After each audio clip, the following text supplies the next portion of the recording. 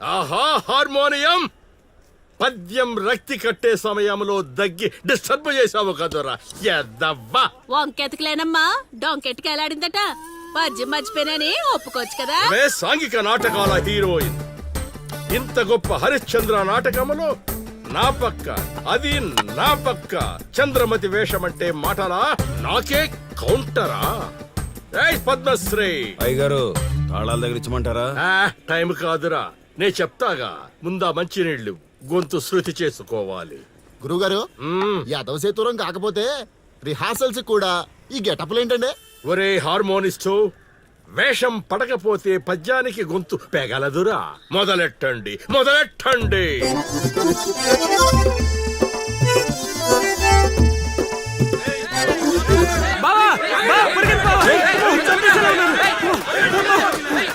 ఏం చేసావురా? నేనేం చేయలేదు బావా. ఈ ఊళ్ళో చైత్ర అనే అమ్మాయి ఉంది, మీకు తెలుసా అని అడిగా. అంతే, చైత్ర అంటే చిత్ర అని వినిపించిందట. దాని పిల్లవట బావా. అరే శర్మగా, నీ ఎంత పని చేశారా? చైత్రాన్ని చిత్ర అనుకుంటేనే 10 కిలోమీటర్లు పరిగెత్తించారు బావా. ఇంకా నయం, డైరెక్ట్ గా వెళ్ళా కాశీగడ్ని అడగలేదు. కూర్చోబడిపోతుంది బావా. చైత్రను వెతికి రూట్ ఇది కాదురా. మరేంటో తమరే చెప్పండి బాబు.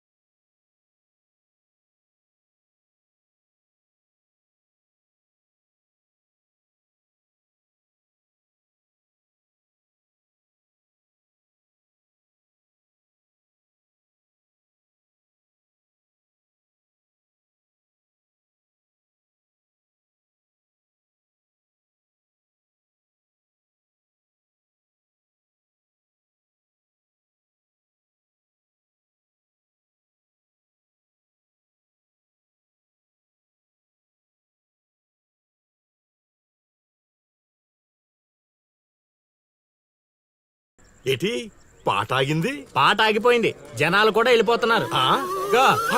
అలా కొయ్యిలా నిలబడకపోతే 10 రూపాయలు ధర్మం చేయొచ్చు కదా. హతవిధి కళాకారుడు యాచించుటయా? కళామ తల్లికి తీరని అవమానము కదా. అంటే ఆ రోజుల్లో రాముణ్ణి వెతుక్కుంటూ లవకుశులు ఆ ఊరు ఈ ఊరు గానం చేసుకుంటూ తిరిగారు కదా. మేము కూడా ఓ కళా పిశాచి ఉన్నాడని. కళా పిశాచి కాదు, పిపాసి. అదే అదే, కళా పిపాసి ఉన్నాడని తెలుసుకొని ఆయన కోసం వెతుక్కుంటా. అవును. ఏమిటి, నా ఊళ్ళో నాకు తెలియని అంత గొప్ప కళాకారుడు ఒకడున్నాడా? ఉన్నాడు సార్, పిచ్చప్పారావు అని, అలియాస్ సుయోధన సార్వభౌముడు. నిజంగానే పిచ్చప్పారావు బా. ఎందుకు సార్ అలా ఏడుస్తున్నారు? 10 రూపాయలు అడిగామా నేనా? వద్దులేండి సార్. ఆగండి నాయనా. మీరేటండి, అసలే మాకు టైం లేదు. పక్క వీధికి వెళ్ళి అడుక్కోవాలి. నీకు అవసరం లేదు నాయనా. ఏ ఈ రోజు మొత్తం కలెక్షన్ మీరే ఇచ్చేస్తారా? కాదు నాయన, మీరు వెతుకుతున్న ఆ పిచ్చి అప్పారావు అలియా సుయోధన సార్వభౌముడిని నేనే నాయన. బాబు గారు, లేవండి లేవండి లేవండి. అవసరం లేదు నాయన. ఏ మా కోసం మీరు అడుక్కుంటారా ఏంటి? లేదు లేదు, మీ ఆకలి నేను తీరుస్తాను. ఒరే పద్మశ్రీ, అయ్యగారు తాళాల దగ్గర ఇచ్చమంటారా? ఇప్పుడు కాదురా, ఇంకా దానికి టైం ఉంది. ముందు వాళ్ళ దగ్గరున్న వాయిద్యాలు తీసుకో. ఇప్పుడు వాళ్ళు మన అతిథులు, అర్థమైందా? రా. ఇంతకీ మన దేవురు నాయన? సిల్కలూరుపేట. ఓహో, అవును, అక్కడ కళాకారులు ఎక్కువే. అవునవును, అక్కడ అన్ని రకాల కళాకారులు ఎక్కువే. అవును, ఈ లవకుశులుగానే ఎందుకు చేయాలనుకున్నారు? ఏ రాముడు కృష్ణుడు చేయొచ్చుగా. అంటే చిన్నప్పటి నుంచి అలవాటు చేసుకున్నాను సార్. వయసు పెరిగిన కొద్దీ మీసాలు గడ్డాలు పెరిగిపోయాయి. అవునండి, వాటికి ఎరువులు వేయాల్సిన అవసరం గానీ నీళ్లు పోయాల్సిన అవసరం గానీ ఉండదు కదండి. వాటంతటో పెరుగుతుంటాయి.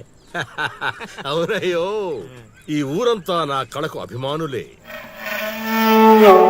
నా అంత గొప్ప కళాకారుడు కావాలంటే మీరు కూడా నాతో ఉండిపోండి. సార్ ఆ ఇల్లు ఎవరిది సార్? ఏది? అదా, కాశీ అని మా బంధువుల ఇల్లే.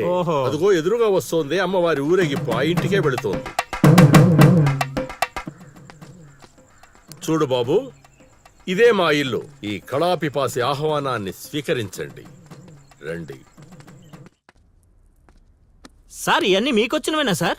కొన్ని తెచ్చి పెట్టుకుంటే నీకు కూడా వస్తాయి బాబు. పార్వతి, కళని కళాకారుల్ని అవమానిస్తున్నావు. అలా అనే కదా బంగారు ప్రాసుల్ని కాస్త దాన్ని ప్రాసులు చేసేశారు. ఆ ధాన్యాన్ని బియ్యం చేసి తింటేనే కదమ్మా బంగారమైన సంపాదించగలం లేదా బంగారంలో బతకగలం. సహవాడ్ సహవాడ్, నీ మాటతోనైనా కొందరి కళ్ళు తెరుచుకోవాలి. అన్నట్టు వీళ్ళు ఆ అర్థమైంది. ఏమే ఇంకో 2 కంట వండి పడే తినిపోతారు. సత్రంలో తయారైంది కొంప. ఆ, ఆ, ఇది 1980లో వచ్చింది, ఇది 90లో వచ్చింది. సార్ ఇవన్నీ మనకొచ్చినవని చెప్పుకోకపోతే బతకలేం సార్.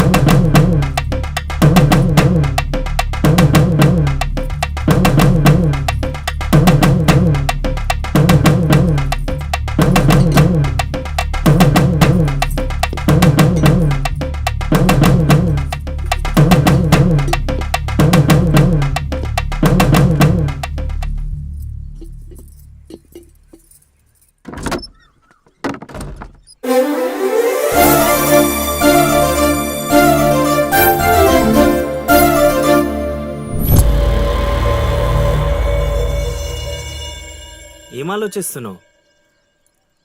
వెళ్ళిపోదాం పద ఇక్కడి నుంచి. ఎక్కడికి? మన ఊరికి. నాకే ఊరు లేదు. మా అమ్మ నాన్న చనిపోయి చాలా కాలమైంది. నేను ఒంటరి. అయినా నన్ను రమ్మడానికి నువ్వెవరు? అదేంటి అలా మాట్లాడుతున్నావు?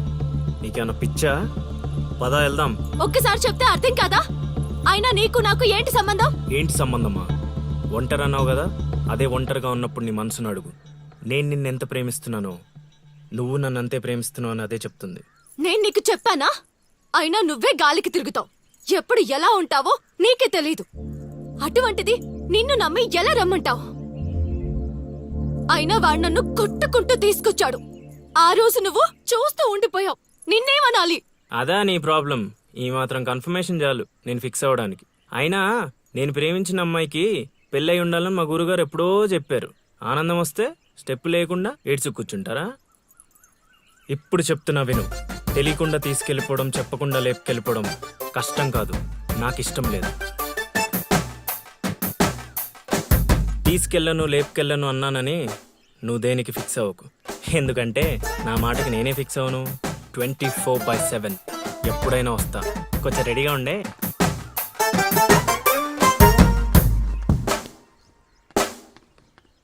రే కాశీ, ఇంట్లో దేవుడున్నాడు. ఈ 10 రోజులు పద్ధతిగా ఉండమని చెప్పా నీకు.